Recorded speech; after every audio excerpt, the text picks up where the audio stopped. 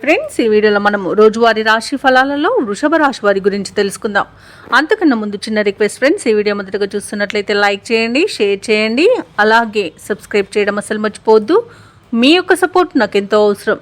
ఇక వృషభ రాశి వారికి ఈరోజు చూసుకున్నట్లయితే ఆదాయ మార్గాలు అనేవి పెరుగుతాయి. రాజకీయ వర్గాల నుండి ఆహ్వానాలు అనేవి అందుతాయి.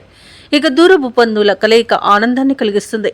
మిత్రులతో వివాదాలు ఏవైతే నెలకొని ఉన్నాయో అవి ఈరోజు పరిష్కరించుకోగలుగుతారు. ఇక నూతన కార్యక్రమాలను ప్రారంభిస్తారు. వ్యాపారస్తులు ఎవరైతే ఉన్నారో వారు వ్యాపారాలలో నూతన ప్రణాళికలు అమలు చేయడం వలన మంచి శుభ ఫలితాలను పొందుతారు, మంచి లాభాలను గడిస్తారు. ఇక ఉద్యోగస్తులు ఎవరైతే ఉన్నారో వారు పనిచేసే చోట మరింత ఉత్సాహంగా పనిచేసి లాభాలను అందుకుంటారు.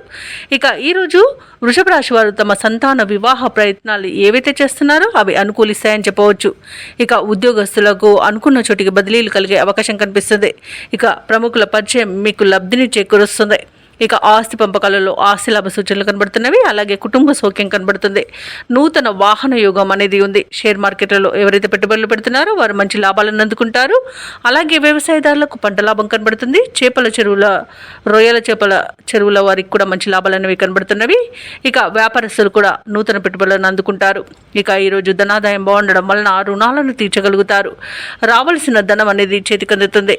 ఇక ఈరోజు విదేశీయాన యోగం కూడా కనబడుతుంది. అలాగే విదేశాలలో విద్యాపరంగా, వృత్తిపరంగా, వ్యాపారపరంగా ఎవరైతే నివసిస్తున్నారో వారికి మంచి ఆర్థిక ప్రయోజనాలు అనేవి కలుగుతాయి. మంచి శుభయోగాలు అనేవి కలుగుతాయి. ఇక రాజకీయ నాయకులకు అనుకూలంగా ఉంది. క్రీడాకారులకు మంచి అవకాశాలు అనేవి లభిస్తాయి. అలాగే విదేశీయానం చేసే అవకాశం కూడా క్రీడాకారులకు ఉంది.